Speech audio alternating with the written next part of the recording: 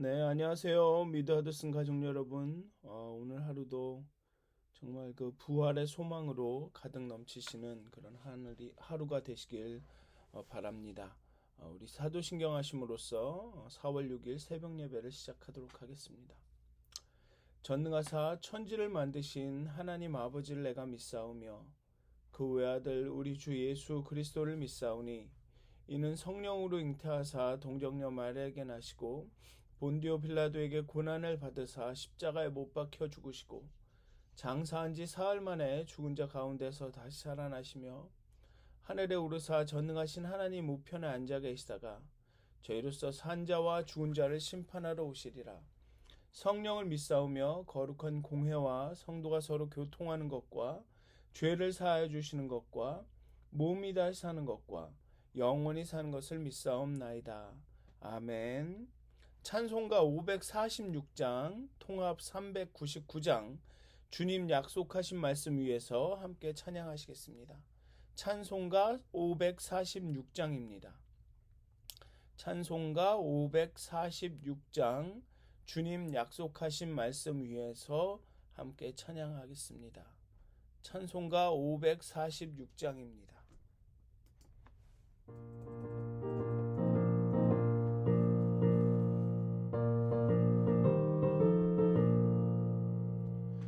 주님 약속하신 말씀 위에서 영원토록 주를 찬송하리라. 소리 높여 주께 영광 돌리며 약속 믿고 굳게 서리라. 굳게 서리 영원하신 말씀 위에 굳게 서리 굳게 서리 그 말씀 위에 굳게 서리라.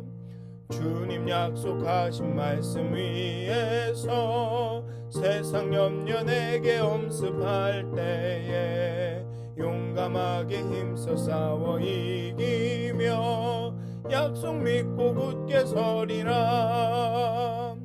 굳게 서리 영원하신 말씀 위에 굳게 서리 굳게 서리 그 말씀 위에 굳게 서리라.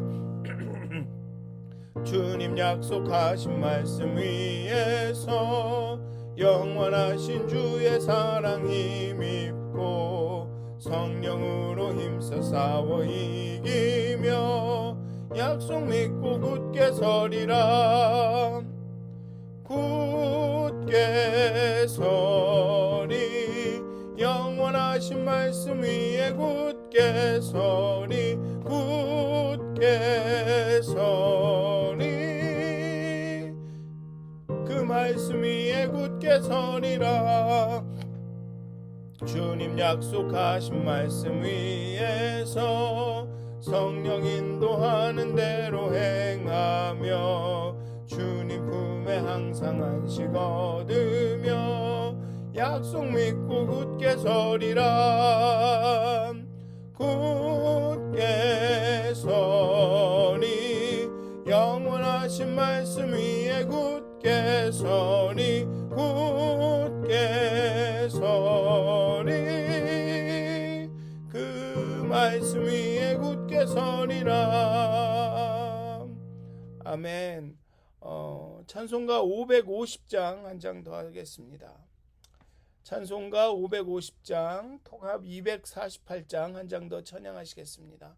찬송가 550장입니다. 찬송가 550장, 시온의 영광이 빛나는 아침 함께 찬양하도록 하겠습니다.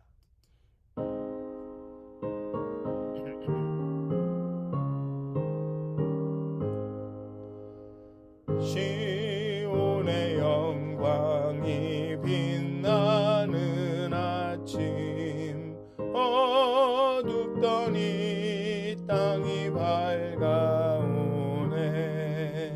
슬픔과 애통이 기쁨이 되니 시온의 영광이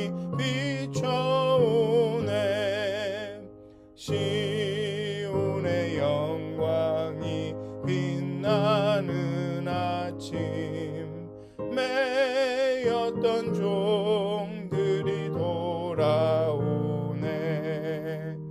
오래전 선지자 꿈꾸던 복을 만민이 다 같이 누리겠네.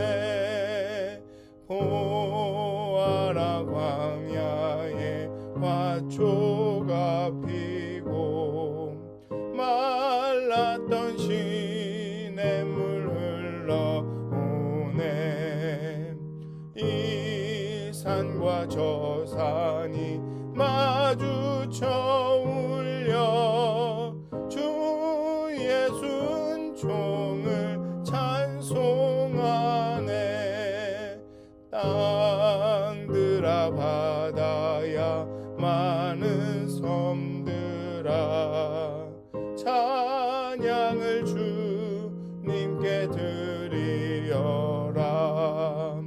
싸움과 죄악이 가득한 땅에 찬송이 하늘에 사무치네. 아멘. 기도하시겠습니다. 하나님, 정말 세상에는 참으로 어려운 일도 많고 슬퍼할 일도 많고 두려워할 일도 너무나도 많습니다.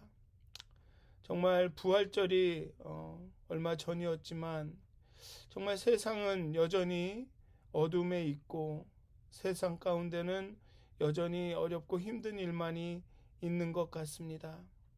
하나님, 정말 이 어렵고 힘든 세상 가운데 어렵고 힘든 순간순간 가운데 정말 그 부활의 소망을 가지고 그 부활의 능력을 살아낼 수 있도록 하나님 이 아침에도 우리와 함께해 주시옵소서. 우리의 떨리고 연약한 팔과 손을 다리를 붙들어 주시고 정말 한 걸음 한 걸음 정말 지치지 않고 나아갈 수 있도록 정말 매일 순간마다 독수리의 날개침에 올라감 같이 하나님 용기를 갖고 힘을 갖고 정말 소망 가운데 살아갈 수 있도록 하나님 이 아침에도 하나님의 영을 우리에게 부어주시고 우리와 함께 해주시옵소서. 우리가 기도할 때 말씀을 묵상할 때 우리를 깨우쳐 주시고 우리 가운데 하나님의 그 거룩함을 더하게 하여 주시옵소서. 감사합니다. 예수님의 이름으로 기도하였습니다. 아멘. 오늘 함께 나누실 말씀은 누가복음 21장 5절부터 19절까지의 말씀입니다. 누가복음 21장 5절부터 19절까지의 말씀입니다. 사순절 전에 누가복음을 읽고 있었는데요. 그에 이어서 계속 읽도록 하겠습니다. 물론 이제 다 사순절과 부활절까지 지났는데 다시 이제 저희는 그 예수님께서 고난 받으시는 그런 그 장을 향해서 이제 나가고 있습니다. 좀 어색할 수는 있지만 그래도 다시 한번 그 사순절을 기억하고 또 예수님의 고난을 기억하고 부활을 또 기념할 수 있도록 다시 누가복음을 계속 읽어가도록 하겠습니다. 누가복음 21장 5절에서 19절까지의 말씀입니다. 어떤 사람들이 성전을 가리켜 그 아름다운 돌과 헌물로 꾸민 것을 말하매 예수께서 이르시되 너희 보는 이것들이 날이 이르면 돌 하나도 돌 위에 남지 않고 다 무너뜨려지리라. 그들이 물어 이르되 선생님이여 그러면 어느 때에 이런 일이 있겠사오며 이런 일이 일어나려 할 때에 무슨 징조가 있사오리까? 이르시되 미혹을 받지 않도록 주의하라. 많은 사람이 내 이름으로 와서 이르되 내가 그라 하며 때가 가까이 왔다 하겠으나 그들을 따르지 말라. 난리와 소요의 소문을 들을 때에 두려워하지 말라. 이 일이 먼저 있어야 하되 끝은 곧 되지 아니하리라. 또 이르시되 민족이 민족을 나라가 나라를 대적하여 일어나겠고 곳곳에 큰 지진과 기근과 전염병이 있겠고 또 무서운 일과 하늘로부터 큰 징조들이 있으리라.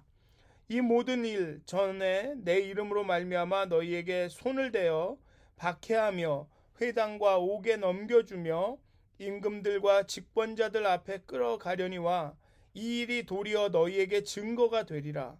그러므로 너희는 변명할 것을 미리 궁리하지 않도록 명심하라. 내가 너희의 모든 대적이 능히 대항하거나 변박할 수 없는 구변과 지혜를 너희에게 주리라. 심지어 부모와 형제와 친척과 벗이 너희를 넘겨주어 너희 중에 몇을 죽이게 하겠고 또 너희가 내 이름으로 말미암아 모든 사람에게 미움을 받을 것이나 너희의 머리털 하나도 상하지 아니하리라. 너희의 인내로 너희 영혼을 얻으리라. 아멘. 네, 누가복음 21장 5절부터 32절은 성전 파괴의 때와 징조에 관한 예수의 예언을 담고 있습니다. 뭐라고 할까요? 너무 그 맥락에 맞지 않는 그런 어떤 묵시의 예언의 말씀, 그 종말의 때, 그 모든 세상이 변하는 때를 말하고 있어서 좀 그렇게 해석하고 이해하기가 쉽지는 않지만 좀 그래도 이해하려고 노력을 해보면 좋을 것 같습니다. 물론 어떤 학자들이 주장하듯 어떤 학자들은 이렇게 주장합니다. 이 성전 파괴의 징조는 세상의 종말과 예수 재림 때의 징조로 해석될 수 있다. 그리고 마태나 마가복음은 또 세상의 종말과 재림의 징조에 대해서도 다룹니다. 하지만 오늘의 본문에서 이 누가복음의 누가의 초점과 관심은 예루살렘 성전에 있습니다. 예루살렘 성전이 함락되는 그때에 관심이 있습니다. 물론 20절 이후에서는 인자의 오심을 다루며 종말을 이야기하긴 하지만 오늘의 본문에서는 분명하게 예루살렘 성전을 초점에 두고 본문을 해석하는 것이 좋을 듯 합니다. 성전 파괴 때의 첫 번째 징조는 거짓 메시아의 출현입니다. 많은 사람이 내 이름으로 와서 이르되 내가 그라하며 때가 가까이 왔다 하겠으나, 역사적으로 보면 서기 66년경에 유다스의 아들 메나헴은 자기가 마치 왕인 것처럼 메시아인 것처럼 예루살렘에 입성했고 서기 69년에는 시몬 바기오라가 왕인 양 그렇게 똑같이 메시아처럼 예루살렘에 입성해서 예루살렘에서 그런 왕처럼 행세를 했습니다. 유대적 배경에서는 이 왕이란 주장은 내가 왕이다라고 말하는 것은 메시아라는 주장이기 때문에 이들이 거짓 메시아 행세를 했음을 알 수 있습니다. 그리고 예루살렘 성전은 70년에 무너졌죠. 또 두 번째 징조는 난리와 소요의 소문, 민족과 민족, 나라와 나라 사이에 발생하는 전쟁입니다. 예루살렘 성전의 파괴는 유대가 로마에 대항하여 일어난 전쟁의 결과였습니다. 또 세 번째 징조는 지진, 기근, 전염병입니다. 서기 67년에 예루살렘에 지진이 발생했으며 그 이후에 유대 46년부터는 유대에 기근이 있었습니다. 이스라엘 땅에 전쟁이 발생한 후에 전쟁의 폐허에 전염병이 돌았을 것을 상상해 볼 수 있습니다. 그리고 70년에 그 예루살렘 성전이 함락되게 되죠. 그리고 네 번째 징조는 하늘로부터의 징조입니다. 역사가 요세푸스는 예루살렘 그 성전이 그 함락되고 예루살렘이 멸망되기 전에 하늘에 해성과 검 같은 별이 떴다라고 기록하고 있습니다. 그리고 다섯 번째 징조는 예수의 이름으로 인하여 그리스도인들이 박해당하는 것입니다. 이런 박해의 모습은 사도행전에서 볼 수 있으며 네로 황제의 박해에서도 확인이 됩니다.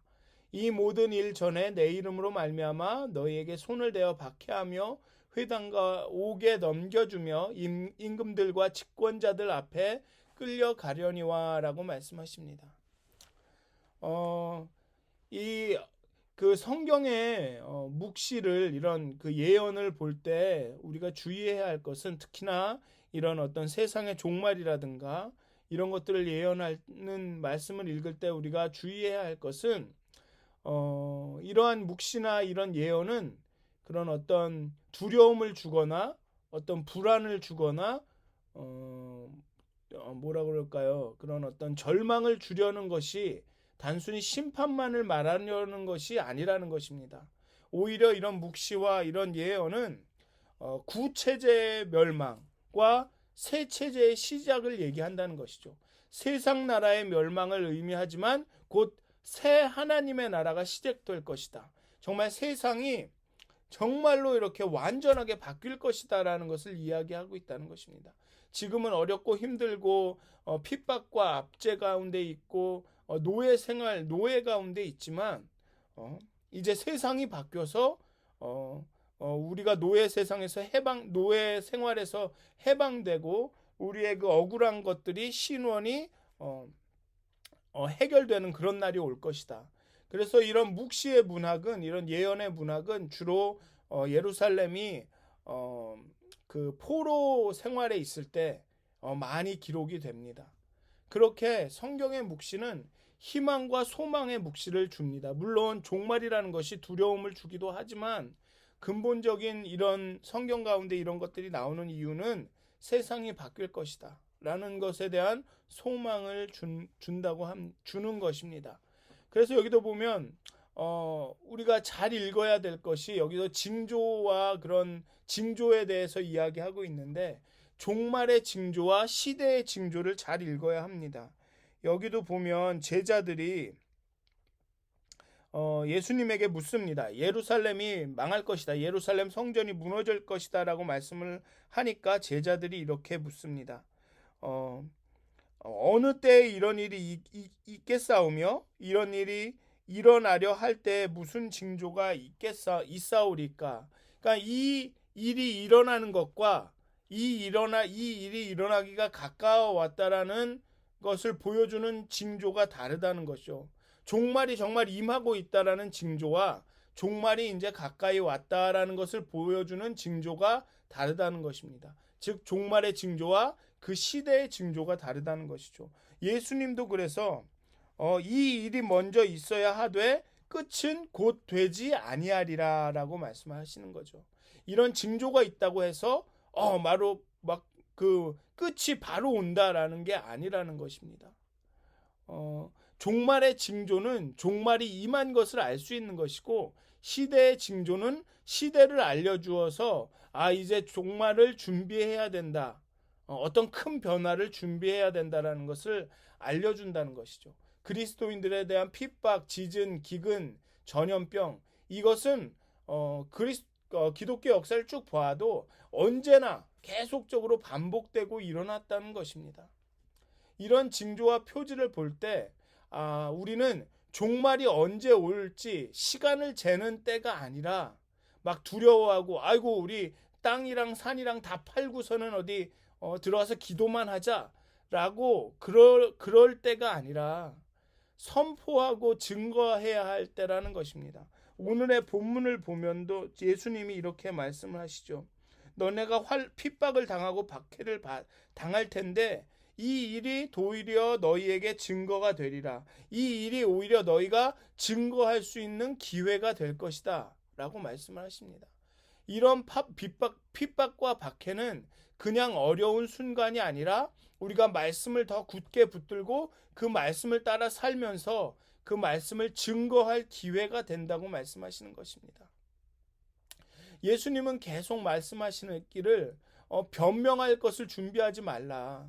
증거할 준비를 해야 하지만 증거할 기회가 될 거니까 증거할 준비를 해야 되지만 예수님은 준비하지 말라고 하십니다. 그리고 예수님은 대적이 능히 대항하거나 변박할 수 없는 구변과 지혜를 주시겠다고 말씀하십니다.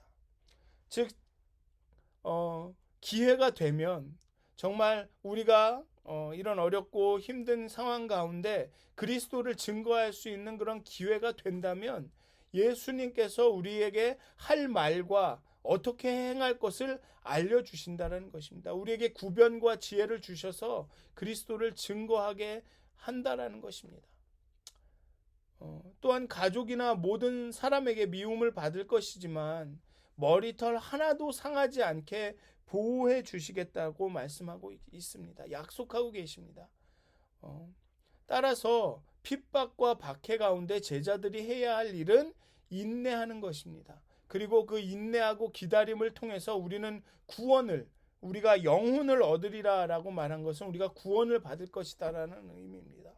그렇게 인내함을 통해서 우리는 구원을 받을 것이다 라고 말하고 있습니다. 정말 지금 우리가 겪는 이 세대가 정말로 우리가 겪고 있는 이 많은 일들 때문에 아마 진짜 세상이 망하는 것은 아닌가, 이 나라가 망하는 것은 아닌가 걱정하고 두려워하실 수도 있습니다. 어떤 면에서는 이 성경이 말하고 있는 징조와 지금 세상에서 돌아가는 일들이 정말 이렇게 비슷한 경우가 참 많은 것 같습니다. 하지만 늘 성경은 우리에게 말씀하시기를 두려워 말라라고 말씀하고 계십니다. 인내하고 기다리라, 그리하면 너희가 영혼을 얻을 것이다 라고 말하고 있습니다. 또 오늘 본문에서는 더 강조해서 이러한 어렵고 힘든 시기가 우리가 증거할 수 있는 시기다. 정말 하나님을 증거하고 예수님의 능력을 증거할 수 있는 그러한 때다. 내가 다 너희가 할 말을 증거할 수 있는 그런 어떤 지혜를 다 줄 것이다 라고 이야기하고 있습니다. 정말 어렵고 힘든 때를 살아가는 오늘 정말 그게 두려워서 이제 언제 끝나는 거, 언제 죽을까 막 걱정하고 두려워하시기보다는 정말 이때가 더욱 우리 믿음을 강하게 하고 우리가 우리의 믿음을 더 이렇게 증거할 수 있는 그런 때구나라는 것을 좀 생각하셨으면 좋겠습니다. 정말 그렇게 힘들고 어렵지만 어렵고 힘든 것을 부인할 수 없지만 정말 그렇게 하나님께서 또 부활하셨고 그런 부활의 능력으로 우리와 함께 하시기 때문에 정말 어렵고 힘들지만 좀 소망을 가지셨으면 좋겠고, 또 이렇게 오늘 말씀에서 구변과 지혜를 어떻게 말할 것인지 어떻게 행할 것인지 다 지혜를 주실 것이다 라고 말씀하시고 계시기 때문에 정말 참 인내하시면서 정말 이렇게 이제 새로운 세상이 열릴 것을 좀 소망 가운데 바라보셨으면 좋겠습니다. 정말 이렇게 예전에 익숙하던 모든 것들이 망하는 것 같지만 이 어려움을 겪고 나서는 정말 새로운 세상이 열릴 것이다 라는 그런 소망 가운데 정말 인내하시고 정말 하나님 신뢰하시고 정말 그렇게 오늘 하루를 살아가셨으면, 그렇게 오늘 하루 가운데 그리스도의 살아계심을 여러분들의 삶을 통해서 증거하시기를 주님의 이름으로 축원드립니다. 기도하시겠습니다. 하나님, 정말 어렵고 힘든 그런 시기를 지나고 있습니다. 때로는 종말이 임할까, 그런 세상이 망할까 두려움 가운데 있기도 하지만 정말 예수님께서 우리에게 날마다 새로운 희망을 주시고 이제 새로운 세상을, 새로운 하나님의 나라를 여실 것들을 소망 가운데 바라보며 정말 이 어려운 시기를 정말 우리를 준비하고 정말 하나님의 그 살아계심을 증거하는 그 귀한 기회로 사용하기 원합니다. 어려움 가운데 인내하게 하시고 정말 인내를 통해서 우리 영혼이 참 만족과 정말 구원을 얻는 그런 경험을 하게 해 주시옵소서. 오늘 하루도 하나님께서 우리와 함께 하여 주시옵소서. 감사합니다. 예수님의 이름으로 기도하였습니다. 아멘. 하늘에 계신 우리 아버지여, 이름이 거룩히 여김을 받으시오며 나라가 임하옵시며 뜻이 하늘에서 이루어진 것 같이 땅에서도 이루어지이다. 오늘 우리에게 일용할 양식을 주옵시고 우리가 우리에게 죄진 자를 사하여 준 것 같이 우리의 죄를 사하여 주옵시고 우리를 시험에 들게 하지 마옵시고 다만 악에서 구하옵소서. 나라와 권세와 영광이 아버지께 영원히 있사옵나이다. 아멘. 평안한 하루 되시길 기도합니다.